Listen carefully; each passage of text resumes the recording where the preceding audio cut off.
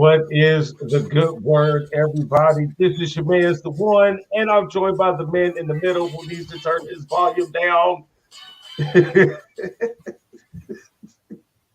Big Storm, what is going on, buddy? Hey, this is the state of basketball. You know what it is. It's basketball all day, all the time. So before we get started, I want to make sure we highlight the right people. So if you are looking to buy and sell a new home, make sure you check out our good friend over at Rockstar Realty, Big Shawn Nugent at 317-503-8322. And if you're trying to get that body in that elite shape, why don't you check out our good friend Zach over at Elite Performance, and he'll make sure he'll get you all toned up for this spring bikini Speedo session. Hit him up at 765-499-1005. And if you are looking to get involved with a non-for-profit organization that does great things, check out our good friends over at Driving for Dyslexia. They do a lot of supplying of needs for teachers and organizations around the central Indiana area for help with dyslexia. So check those guys out at 317-643-1105. And our good friend at Ayers Academy. Once you check those guys out, they are actually located in Finch Creek. They're doing some great things with some new training on eye vision. Really excited. I'm waiting to get my daughter set up with them. So check out those guys over there. And if you go to the website and use the BWSPORTS1 sent me code, you will get a small discount. So what's going on, Big Storm? What's going on, sir? How you doing? Hey, man, I'm just trying to hang on like a loose hubcap in the freeway. Now, I know you had a pretty busy week, but how was your tournament? The tournament was awesome. Obviously, we have Michigan is still alive in the men's and the women's, so that's pretty awesome. Also, just like the buzzer beaters, like the fact that people are there that wouldn't normally be there. So I definitely am liking that aspect of the tournament. Very exciting. Also, got a new location. The banner will be up. It is here with me. I just want to make sure that I get it nice and level. So for everyone wondering, where is Big Storm? He is in a new location. I did recently move. Shout out to Derek and yourself for helping me get settled. Really appreciate that when brothers come together. So yeah, next week the banner will be up. I needed someone else here. I didn't feel confident doing it by myself. I feel like it might be a little lopsided. Hey, I got you. And I have a level. Yeah, we got to make sure it's right. I got to see where exactly I need to put it, as long as it's, coming out. So, yes.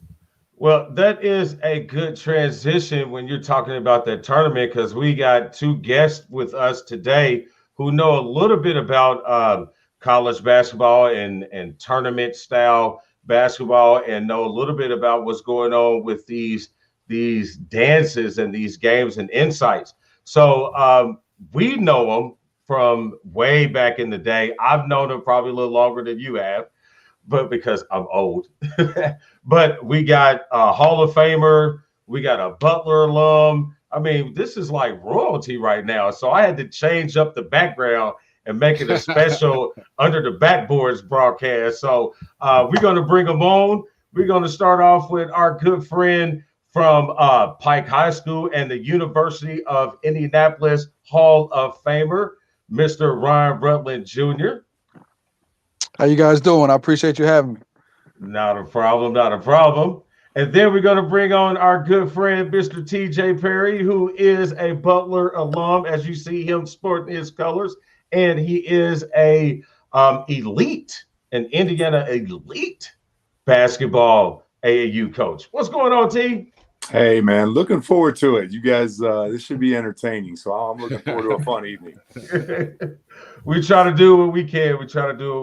So just to let you know, we are politically incorrect here for the most part. We do mostly one of us. Yes, we do try to keep it all okay. Occasionally, I might let one slip here or there. It all depends on how heated he gets about Chris Paul. So, please, let's not get started. Please. You know what? I'm glad you said that. You know who the anti-Chris Paul is? Is Rajon Rondo. He is the anti-Chris Paul. That's why I roll with him. And he got rings. And he got traded today. Yes. Yeah. You'll hear about that a little later. Just a little background. He is like the biggest Chris Paul non-liker. I don't want to call him a hater because he'll recognize. I'll own it. Yeah. So this is an ongoing battle with Chris Paul's greatness, even though he has not won a championship. Can't be that great. So, fellas, there's some big news going on right now. This is something that I really wanted to bring you guys in on because I know you're both on that side of the basketball after your careers. I know TJ, you on the women's side, and Ron, you on recently here on the men's side with your son, TJ, with your girls over at the Indiana Elite program. Now, Kendrick Perkins, ex-NBA player, current analyst, has some words on Twitter about the AAU, the state of the AAU program right now, about the reclassifying of kids, the undiscipline of parents, and of any of these things like that. I'd like to get you guys' input on what you see and how you feel the state of AAU basketball is coming from your different perspectives. TJ, we're going to go ahead and start with you. So from my perspective, first and foremost, the thing that I see probably most uniquely and differently is just the skill level and really the change. And Damon, I know your daughter plays, so you know what that looks like here in the last 5 years. I mean, the girls' game in a short amount of time here in Indianapolis for sure has changed. I mean, we see a lot of changes here. I'm seeing at the youth ages, the skill sets, the development that's going on in these places like Finch Creek and Pack and everything on the north side. It is changing, and it's changing dramatically. And I see that continuing both in the high schools and then even in the colleges when you play. You know, the parity when you get into the NCAA, which we'll be talking about, you watch girls, and there used to be a pretty large discrepancy. You'd see a 1 seed, and then basically you get through maybe 3, 4, 5 seed, and they'd be somewhat equal. But anything beyond that, it was pretty dramatic. In the men's game, obviously, there's a lot of parity all the way through, and we see it more than ever in this tournament. So the biggest thing that I'm noticing with our girls is just the change and how fast it's changing and what the development looks like and the amount of skill sets that these girls have, but they're being developed at a whole different level that I never had as a kid. I wasn't this good in 8th grade. My daughter's more skilled and understands the game better than I did at this age. Ron? Yeah, you know, I'm kind of recently new in the AAU world, just as of really last summer. I had honestly tried to stay away from the AAU scene, travel basketball, whatever you want to call it, just because of what I noticed early on when I had a nephew playing when he was in the 4th grade, and he's a junior now in high school. So some years ago, I just saw, you know, basically just seeing the best kids, the kids that was the most talented, not necessarily the most skilled, just the most talented kids that were out there, that were having the opportunity. So when my son started to come along, I just wanted to focus more on development. It's you know, and I have a daughter too, TJ, and it's a lot different with the girls. It seems like, you know, because, you know, the way they're coming up, they're being taught more skillful stuff where the young guys that can already play, they're young, they're athletic, you know, the coaches just allow them and pick the best kids, allow them to play. And these kids can do way more access to things that we had when we were young. So they're doing more at a younger age, you know, obviously mimicking what they see, you know, basketball, NBA, you know, college basketball wise. But I also saw a lack of skill development. So, you know, I'm recently getting into this world. It's a lot different. I mean, but when you're talking about the elite players, it's very, very competitive, very competitive all the way around. I mean, just not coaches, fans, kind of getting what Kendrick Perkins was talking about, you know, in his rave and rant about, you know, the state of AAU. And that was another reason why I try to stay away from it. What I saw with fans and parents, I didn't want to deal with that, and I just focused on development. And I got a group of kids and developed a little program. So, but at some point, especially entering high school now, AAU is a necessity. It's a need. You got to be able to showcase and get kids exposed beyond high school basketball. So, it has its pros and cons with it. It just depends on which way you try to approach it, on how it's going to benefit you. Yeah, I've always told my daughter, I've always told her, you got two ways if you can look at AAU and high school basketball. AAU basketball, you get recruited from AAU basketball. You know what I'm saying? But you get scouted for high school basketball. You know what I mean? Because when you hit the AAU scene, all of the best talent is there. When you're on that circuit, when you hit that EYBL or that elite, with you guys with the Adidas circuit, my daughter with the Nike circuit and the up and coming Under Armour circuit. You know what I'm saying? When you play on that level, you're playing against the best talent. So they already know what you can do against this talent when they come see you in high school. When they come watch you in high school, they're looking for your leadership qualities, your character qualities, and those things like that. And I think that's what's missing from the AAU scene. And it comes from your coaches and your leaders of your programs. You know what I mean?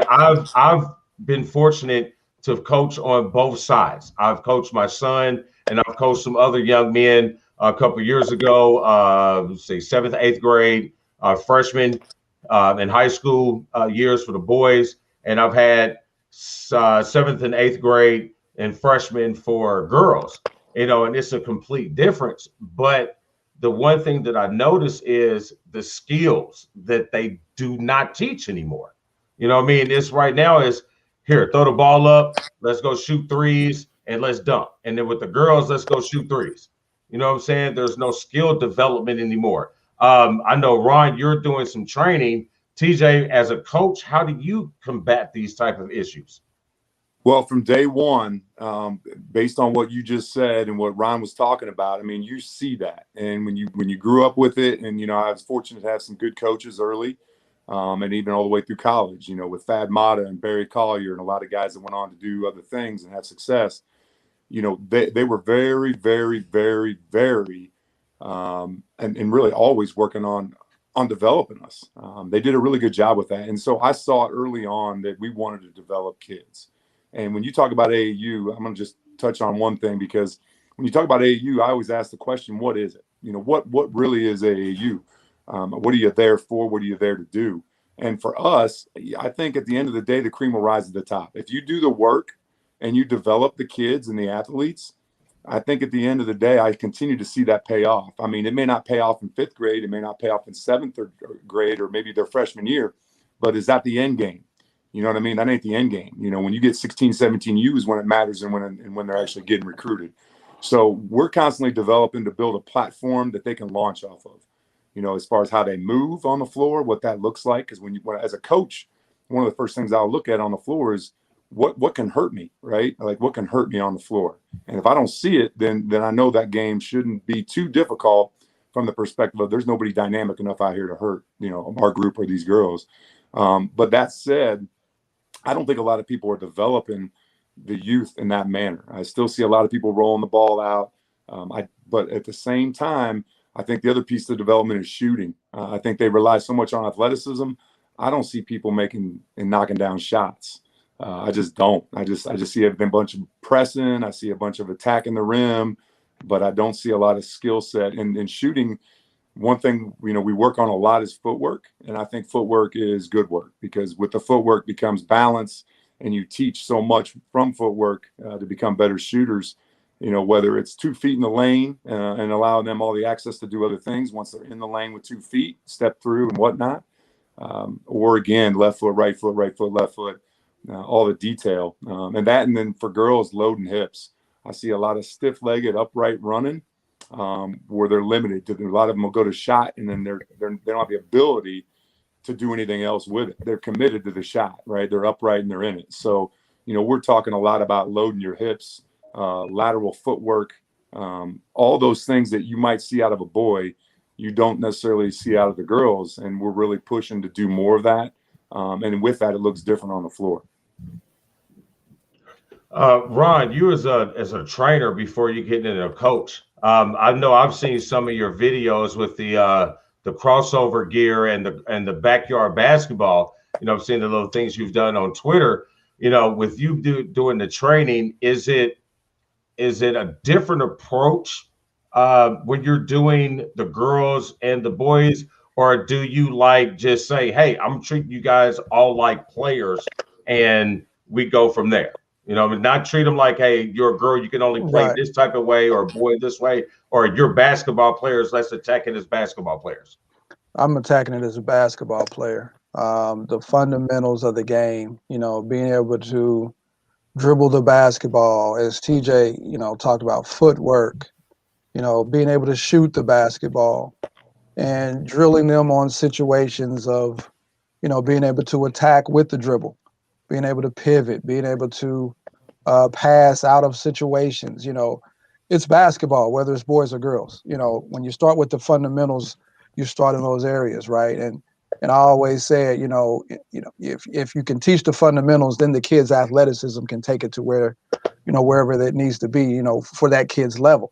But what happens is we see a lot of kids that are athletes and don't learn the fundamentals, and I think at that point you put a ceiling on your ability, on what you will be able to do, or as far as you can go as a basketball player. So I treat it the same. No matter if I got my daughter or my son, I'm teaching them the same stuff. Storm, you look like you got something. Yeah, I do. I just wanted to know. So I did my background, and I played a lot of AAU. But when I played, one of the differences was I believe you can only have 2 high school players on one team. And I believe that's not the case anymore. How much of an effect do you feel that was in kind of the changing of AAU? I would say right now it sits at 3. Mm-hmm. So, you know, you definitely, you plan for that as you're out, say recruiting, as you're out, you know, building a team. You know, currently I'm coaching 2 teams, and it's funny that you asked the question because we're building that with that in mind. We got girls from here, local schools at Carmel and big schools where you've got multiple girls playing. So, you know, I'm coaching 2 teams for that reason. Just because you're going to have to separate them as they get to high school with 3 and 3. It doesn't necessarily change, other than the fact that if you are developing people, you're trying to develop them, like Ron said, as basketball players. I think that it really hits the nail on the head. Regardless of boys or girls, once you get to that point, you know, we've played our girls in a lot of boys leagues for the last 2 years, and so it finally got to a point where I don't care if it's a boy or a girl, it's basketball, and the skill sets will prevail. The ability to handle the basketball, handle pressure. You know, you're there for the speed and the quickness and the athleticism, yes. But in all honesty, a lot of times that even with that, the skill sets went out at this age anyway, at a younger age. Now, eventually it gets to be too much with that athleticism. But at the end of the day, it is basketball. So, Ron, you're spot on there, whether it's a boy or a girl. All right. So let's shift a little bit. Let's talk about the negative side of it, so to speak. You know what I mean? Because that was one of the big things that got a lot of traction on the video or the statement of Kendra Perkins. Now we get into, I haven't seen it a lot in the girl side, but I have repeatedly witnessed it on the boys side in the high school where they're reclassifying. And I have seen it where you've had, especially I have seen it in the girl side too, where you've had, you know, teams clearly not at the level of the tournament or at the pool that they're in, just so they can win. You know what I mean? So, Ron, I know you haven't been in it that much, but how are you going to handle that situation when it comes up? Because it's going to come up. Now, when you say handle it, I mean, I've seen it. I've been around it, even though I haven't been coaching in it very long. I mean, man, it's tough, right? Because, you know, every team or organization, depending on what they're trying to accomplish, has their agenda, right?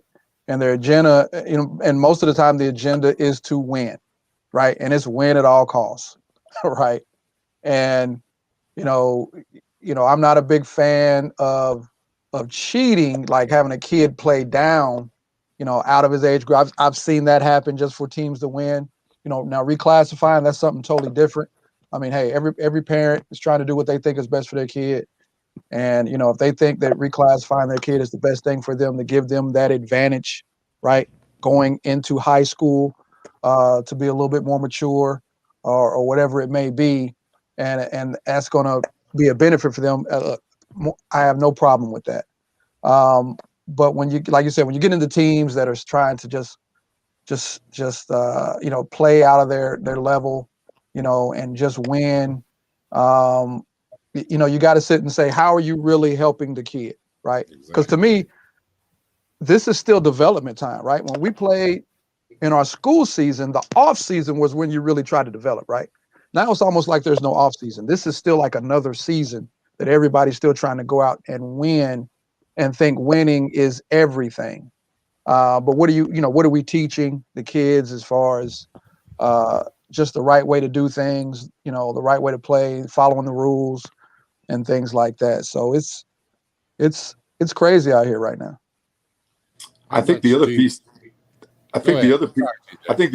to that too is school ball versus AAU ball as they do transition. I mean, they get away with a lot of things in school ball and they pick up a lot of bad habits just because they're good enough and athletic enough to do so. Mm-hmm. So when you go out and you're on the circuit and now you're playing the top talent and all of a sudden this kid's just as long and just as athletic, and all of a sudden I can't do these things that I've been used to doing. Well, guess what? You didn't build or develop that skill set to be able to overcome that. You were just natural and talented and athletic enough to be able to do those things during school ball. So in all honesty, it should be reversed, because that's when they really need to work on those things to get to that level, to get better and to play at that level.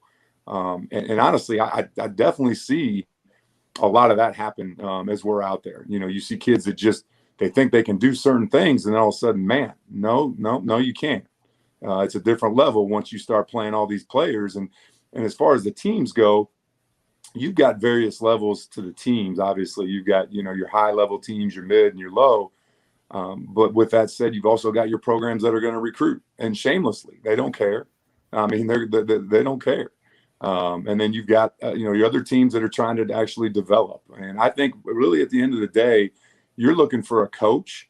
What I typically see is those teams that are having success, look at the coach. Look at the coach that's spending the time with the kid. Look at the coach that's trying to develop and teach.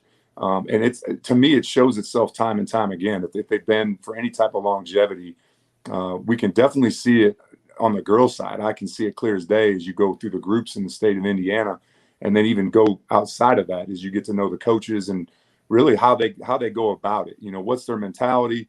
Again, are they chasing talent or are they developing talent? There's one of two ways. You got two ways you can do it. And, I think you get to a point where if nobody's teaching, you can continue to build that baseline and develop that athlete to a pretty high level. And, our mantra and, one of our our thought processes, and again, Chris and CT, I know most of you guys know them, we're trying to develop it faster than you can find it. And once you start doing a lot of these things as far as basketball IQ stuff and teaching, those kids that are out there maybe driving an hour or 2 hours to come to a practice once a week, or no practices for that matter, and just showing up with their tool bag and their toolkit and doing what they do on the weekends, I don't know how much better they're getting. I think it also, most of it is showcase. I mean, once you hit freshman year, 15U, certainly 16, 17, it's strictly showcase. You don't play competitively to win. You do, but you don't, because you're locked into one game Friday, 2 Saturday, and 2 Sunday, and that's it. I mean, it's like a regimented storm, not necessarily a tournament that you're trying to win the game to advance. So the mentality is different. I'm not here to win. I'm not here to be a good team. I'm here to showcase my skill set. So I think the way that goes about things also changes the mentality of the kid and the parent knowing that as well. The team doesn't matter. It's about me. Storm, you got something? Yeah, I do. And what I wondered is, going back to these teams that are playing down, I wonder, some of these teams are sponsored, so I wonder how much is due to sponsorship. Because I remember back in our day, we didn't have sponsors. We did the car wash thing. So we had to do car wash to try to help get money to go to these tournaments. And I almost feel like sponsorship is kind of where it can be good for those who may not be able to financially afford. But at the same time, it kind of puts, and not to say you guys or anything like that, but those teams that are playing down puts them in a position, well, we got to win so we can keep this sponsorship. Right. And also going to the parents and the crowd, that has slowly gone up. And I feel like that's a part of this culture where we are babying our kids way too much. Everybody gets a trophy type situation where they need to go through. Sorry, I gotta say it, Dan. No, I agree with you. I agree with you. I'm talking about the word I'm about to use. I know. They have to go through some sort of adversity to be able to build character and to build that drive, and to know that to get what you want, you do have to work hard. And even after working hard, you still may not get it, but at least you know you gave it all you got. So some of these parents, my son played AAU for a little bit as well, and I saw them get mad because their player may not, or their son or daughter may not be able to play. But one, are they better than, or should they play, or just because they're on the team they played? Or I don't understand that, but I feel like that culture is kind of killing the kids, where they feel like they're owed this instead of working hard to. Yeah, if you want equal minutes, go play rec ball at the Y. You know what I'm saying? That'll let you know. And definitely, and I also wanted to bring up that I feel like AAU is a lot. Like you were saying, it's a lot. Because I remember back, once again, in my day, we could play AAU and go to a camp. Now I feel like the kids probably don't even have that type of time to go to a camp and play AAU. So they that's only one go of the other differences between late 80s, 90s versus today. Yeah, when you hit high school, they only go to camp during that that June month with the teams. That's it. Right. Mac used to go to camps a lot when she was younger, the Purdue camps, the Michigan camps, blah, blah, blah.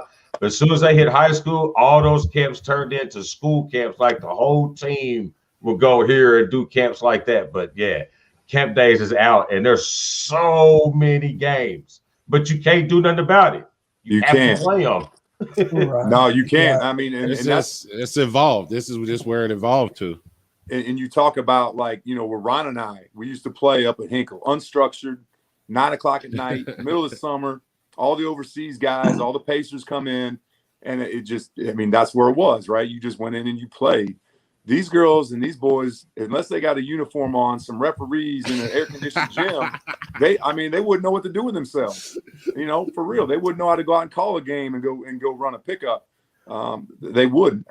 So it has definitely changed. I know we're out 15, 16 weekends over the next 5, 6 months. So they're going to get plenty of games, you know, but at the same time, what are you trying to do with each weekend? And I know for me as a coach, I try to get something out of every weekend that we go into, every situation that we go into, every opportunity we have.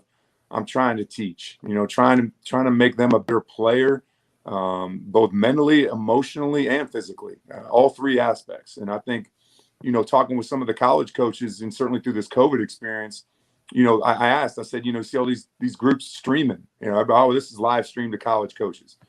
Well, that sounds good and all, but, you know, one of the things that a lot of the coaches will tell me is, you know, we can kind of watch them, we can see a little bit, but unless it's live, it's hard to see. And, you know, some of the other pieces to the game that are important and that they say is the one thing I'm looking for that I can't see on film is, you know, what's that kid like when he gets yanked out of a game or chewed out by a coach? I can't see that on film. They're just strictly on the floor. You know, how does he respond to a referee when the camera pans and I can't watch his reaction to maybe a bad call or an adverse situation? So there's a lot of things that you're going to hear from the coaches as they're looking at these kids and evaluating these girls, that, you know, whether it be live streamed, you know, so with the AAU, you're going to certainly hope for some live come June, July, or certainly into July, because otherwise it's going to be a challenge for a lot of these kids in this AAU circuit. You're spending all this time, all this money, all these weekends, all the hotel costs. And I feel bad for these 22s and 23s. You got the portal, you got 1,500 kids in it. And oh, by the way, now you got seniors with COVID that are going to stick. I mean, it's going to be a 2 to 3 year ripple effect. No question. You got, and you know what you're saying with all of that. You got, you know, a lot of these coaches out here, especially, you know, these younger age groups, they make it about them. It's about them winning, right? They're trying to make a name for themselves, you know, and their program, right?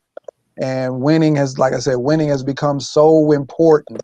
Like you said, to keep your sponsorship or to keep, that funding that you got for your program, that they kind of get themselves out of pocket at times when it's tough or it's a bad call. The scouts are worried about what the kids are doing, and the coaches are out there acting a fool worse than the kids are, right? And the parents, right? And then you look at the kids and wonder where they get it from, right? The examples that they have in front of them that are being set, right?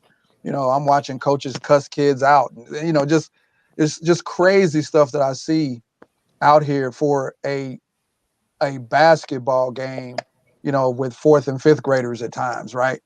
That you think they were playing for a national championship in some ways, but it is, it's a necessary evil in a way.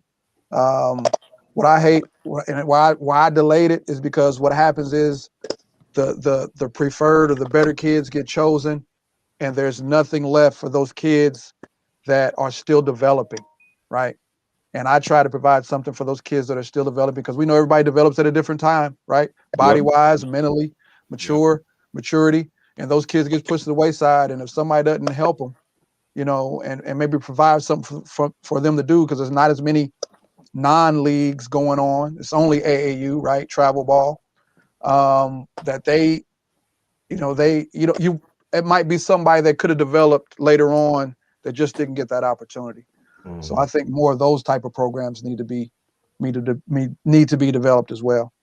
Ron, let me challenge you too.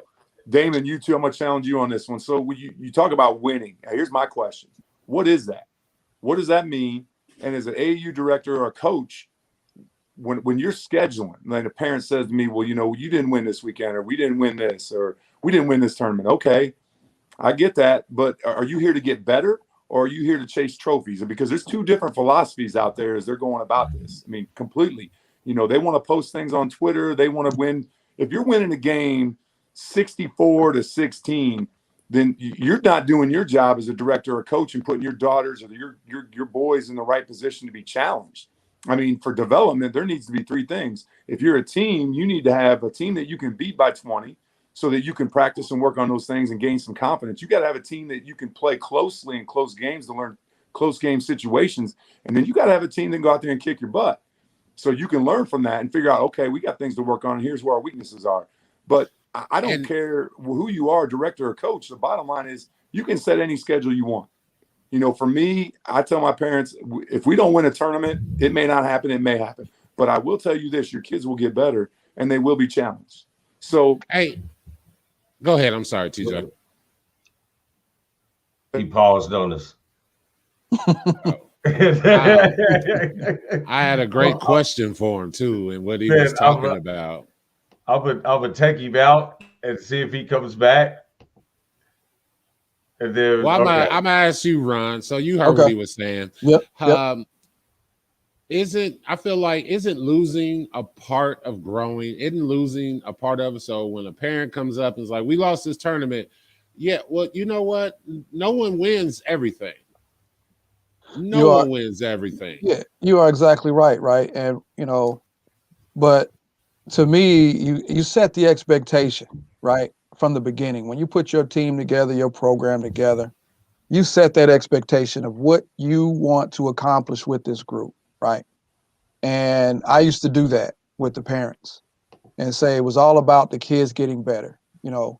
If they get better and we win some tournaments, great, right?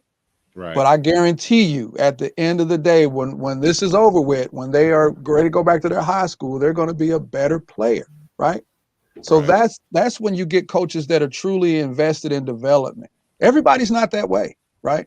Now I'll even say I'm in a position now that I think we are, because we're with Grand Park, Under Armour. We got to win a little bit now. We got to win, right? We're the top team. We just can't go out here and just lay an egg every weekend. We got to put ourselves in a position. It's a balance in there, right?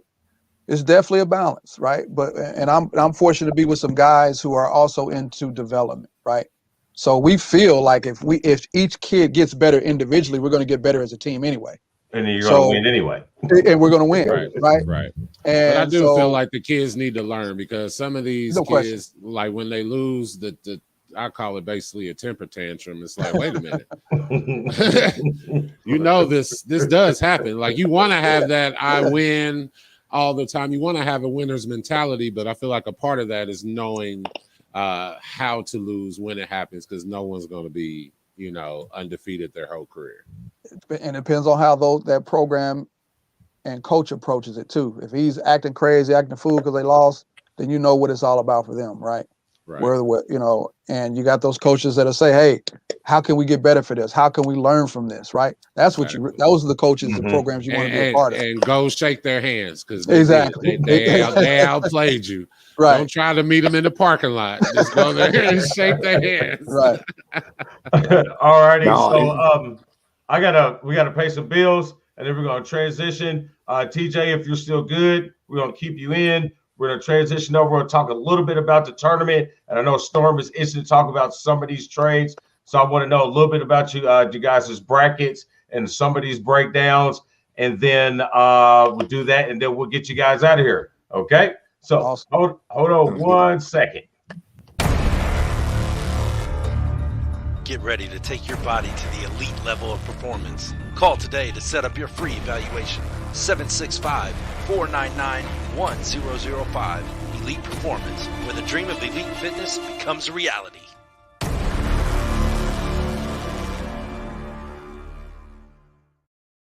What is up, everybody? It's your boy Dan over at BWSPORTS1.com and Black and White Sports.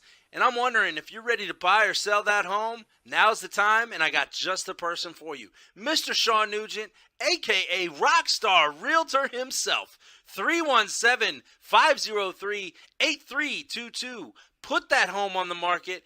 Get into your dream home with this man. Talk to Shawn at Talk to Tucker today, 317-503-8322. And make sure you tell him the boys over at BWSPORTS1.com sent you. All right. How bad are your brackets? Busted. Straight busted. I didn't fill one out, but if I would have, it wouldn't have been good. It would not have been good. Man. Storm, how's your mythical bracket looking? Is he still there? I think we froze Storm. He'll be back in a second. Actually, my bracket isn't looking too bad. I still have, in one of my brackets, I still have 3 Final Fours. I have Michigan, Gonzaga, and Baylor. And then the other one, I have Alabama, Gonzaga, and Baylor. So I'm doing okay with mine. I got 2 of them. I got Gonzaga, Baylor still hanging. Scott Drew was a manager when I played at Butler, and fraternity brother nonetheless too. So that's where I'm going with it all the way. Storm, how's your mythical bracket looking? It's not good. Other than Gonzaga winning, and of course the Maize and Blue is pretty much, for lack of a better word, shot to stuff. Well, we did a group on ESPN Tournament Challenge. We did a group for the men's and the women's. Currently in the women's bracket, I am sitting at the top, but I can't win any of the prizes because I am, the runner of the group. So somebody else can have it. But in the men's side, it's not looking too good. One is 7th, and the other one is 26th. But I still have I still have 3 of my Final Four. So I'm looking. So what is the biggest upset that you guys have seen in this year's tournament? I'm going to probably go with Oral Roberts, the way Ohio State was playing. I mean, I got the chance to actually watch them. I went down and watched them in the Big Ten live about a week and a half ago, and I was shocked. Not that they came out and laid an egg, but, Oral Roberts came out and really, I mean, it wasn't a fluke. They had guard play, and I think, like always, guard play carries the day in the NCAA tournament, and they got it. Yeah, it was definitely if it wasn't Oral Roberts for me, it was North Texas beating Purdue. I mean, that one, that one was a shocker for me. But just like you said, TJ, I tell people, when you get into these mid majors, if that's what you want to call them, their style of play is just different. And these Big Ten teams, or these more power schools, they play more traditional, big man, and they throw it down in the post, and they might have one or two shooters out there on the perimeter. When you're playing against a team they're playing 4 out, maybe 1 in or 5 out, and you got to chase all game. They're over helping, and they got 4 guys that on the perimeter that can shoot. Man, that is, and if they're rolling, man, that is tough to defend, especially when you're just not used to playing that way all year. And I think these teams are really, that's the difference in a lot of these games. I think that and tempo. I mean, they can control it, right? You can't speed them up. Right. You can't take things away because they're in control. Especially with, like I said, the guard play for Oral Roberts. With I think the one at 30, the other at 28. Right. I mean, that's hard to beat. And again, I can't remember their ages, if they were juniors or seniors. But again, you probably got some veteran leadership on the floor. Yep. Some guys that have played with some experience. And again, I mean, it was their time to shine. And I think the Mean Green, like you were saying, is kind of the same thing. I mean, guard play heavy. And we're able to control pace. And I think a couple of those kids were like 5'9", 5. I mean, they were little, but scrappy. And again, you couldn't steal it. You couldn't speed them up. They could control pace, and they could break down defenses. Yeah, I mean, and this is something that Storm and I have talked about a lot. I think that all these Power 5 schools, you're so heavy loaded at the underclassmen with these 1 and dones and 2 and dones. When you come into a tournament setting where you have no advantage, like every tournament you have neutral ground, so to speak. But your fans turn that tide. But in this type of setting, you can't get that advantage. So these kids that are now grown men that are juniors and seniors, transfers from other programs where you've been playing a while and you have this experience, and then you come up with these freshmen and these sophomores who haven't played, that don't know, and you're getting beat by these very quality basketball players who, let's just play it. It's not because they couldn't play at the division, at the Power 5 conference. There's situations that prevented him. They might not have wanted to go, to a Power 5. They might want to stay home, stay close to home and play. You know what I'm saying? That's how I feel, so we can't really equate the talent level, because I don't think the talent level is any different. I just think that they're better coached. They stay longer. And in this 1 game scenario, you can get beat. Now, if we play in the 7-game series, Oral Roberts is probably going to lose. You know what I'm saying? Illinois is not going to lose to Loyola Chicago or whatever, you know what I'm saying, if they play in the 7-game series. So I go ahead, Storm. And this is something else we talked about the Big Ten specifically. And I was the one that felt like they lay an egg in the tournament, and for some reason they always get so many teams. We said the last team, I mean, obviously Michigan been in the finals and took that L, but the last Big Ten team that won was little brother Michigan State in 11, I think 2011. So I feel like this is something that's continuous. This is not just a 1-year thing when it comes to the Big Ten. They get touted all year. They get a ton of teams in, and then they fold one by one by one. So Storm, let me ask you something. Look how big these universities are. Look how they travel. All right. I mean, coincidence maybe, but man, they travel. They travel. Yeah. They're gonna fill stadiums and put people in seats. Yeah, well, yeah, and that's the money part. But what about, can we get a win? Like, we have all these talented teams, yet they never. If you look back, I believe the SEC, ACC, all of them got more wins here recently than the Big Ten as far as winning the championship. So I feel like that's just something as a conference and as coaching staffs or whatever, we need to come together and figure out why we cannot go farther. Well, other than Michigan, because I mean, we're the only ones holding it down for the Big Ten right now. So we're doing our best, but I that was just something we discussed. I just feel like they just get overrated sometimes. I think a lot of it is style play. No question. I mean, you get the SEC, the Pac-12 especially. Man, they're letting it fly. They're getting up and down the court. Yep. I don't say the defense is going to grind the way the Big Ten does. I mean, Right. it's physical, but they're going to get out and play. And you know, you're asking these kids to run sets and get them in different sets constantly. Well, there's got to be a way to blend They're that. just playing basketball, right? So there's got to be a way to blend the two. It is a way to Be a blend way it. to blend the two. No question. But you got to recruit the kids that can play that way, that can blend it, and the coaches, I think, still have those, you know, those kind of old school mentalities, right, where they want to set it up, you know, they want to run 20 seconds, 25 seconds off the clock, right? So we go to coaches; they need to be able to open their mind a little bit, other than no question, right? And I feel like at some point in time, these players have played that way in their lives. So I feel AAU. Right. So I feel like it's not really it would be a hard transition for majority of players. I'm not going to put everyone in the same basket, but I know for the most part, if you're a guard, I know you've run set plays and you've also run fast paced some point in your career that you you run a motion offense at some point in time where you don't have to go A, B, C, flex. You know what I mean? I hated running set plays. I only call set plays for specific reasons. If we needed a certain shot, if we wanted to isolate a certain player who's got 3 fouls or somebody's hot, that's when I draw up a set play. I like to let the players feel the game. I was a 4 out, 1 in, or a motion type guy because there's nothing permanent. Now you can set it up a certain way. You can start with 4 cross or 4 low or 4 on the box or a stack. But once you come out of that break, you're still in constant movement. So you're reading the defense, fading, rolling, curling, cutting. That way the defense can't focus on what you're doing. Like you jump at this time, we fade this time. You know what I mean? You follow me this time, I curl this time. You know what I'm saying? Just stuff like that. I never liked the flex offense.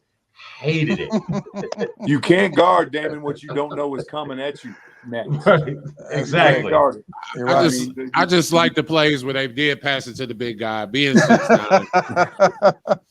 That's where my 4 out comes in. I feel you there at 6'9". But I can still make plays and run an offense from that post. I can still do that.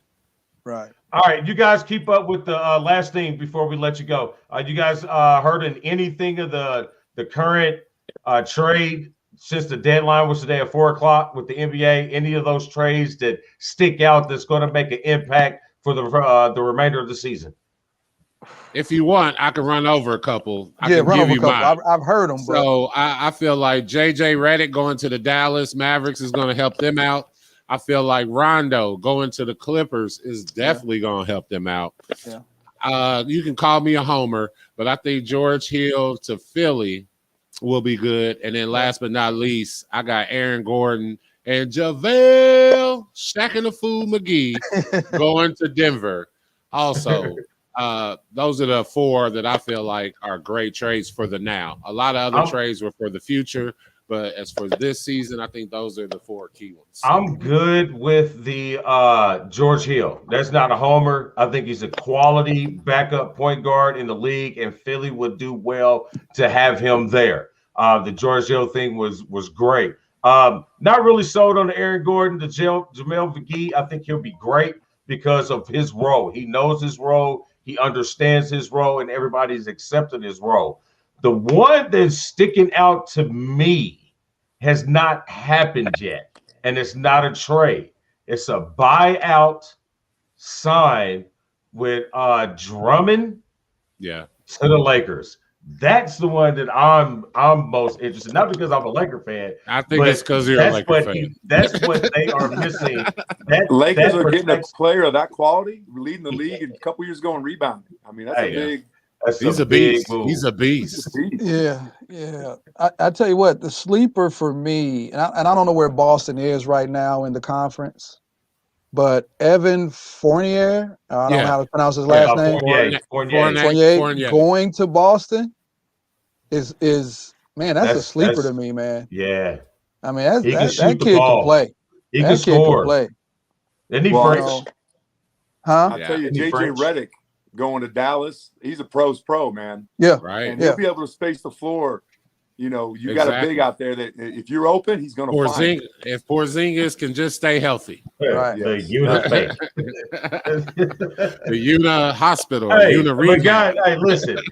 He will be the perfect hitman or the bad guy in a European mob movie. His hair is always perfect. You know, the guy that gets out the Range Rover first. You're sick, Damon. Where you going with that? I don't know. I mean, it's just, you know, I must break you.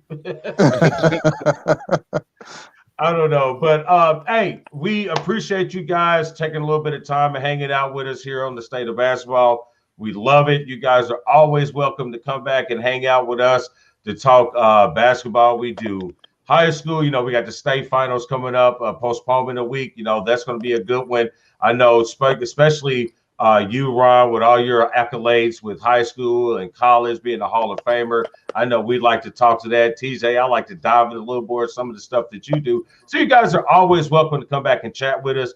Man, we do appreciate you guys coming on this busy Saturday or Thursday night. You got NBA everywhere. You got training. So it's awesome. We appreciate it, guys. Appreciate you having me, man. Thanks. Hey, appreciate it. Yeah, exactly. Love being a part of it, man. Had a lot of fun. Definitely want to echo that. Thank you guys for coming on. You're welcome anytime. Is there anything you want to say? Any way anyone can reach you if they're interested in sending you videos or anything? Anything you guys want to say? Hey, I'm still looking for a 6'5", 6'6" kid to fill our roster. Class of 2024. Hey, how can they get a hold of you? Hey, you can reach me at rutlandinsurance@gmail.com or on IG at Crossover Gear or on Facebook. Look my name up, Ron Rutland Jr. Hey, send me a video. or you can get in touch with me. I can get you to him. There you go. Okay. There you go. I'm going to keep it real simple. Just give me a parent and a kid on the same page with the same conversation at the kitchen table, man, and we can go to work. There you go. You know what I'm saying? So, speaking for the State of Basketball, Black and White Sports, BW Sports 1, Big Storm, TheOne. Thank you, fellas. We are out.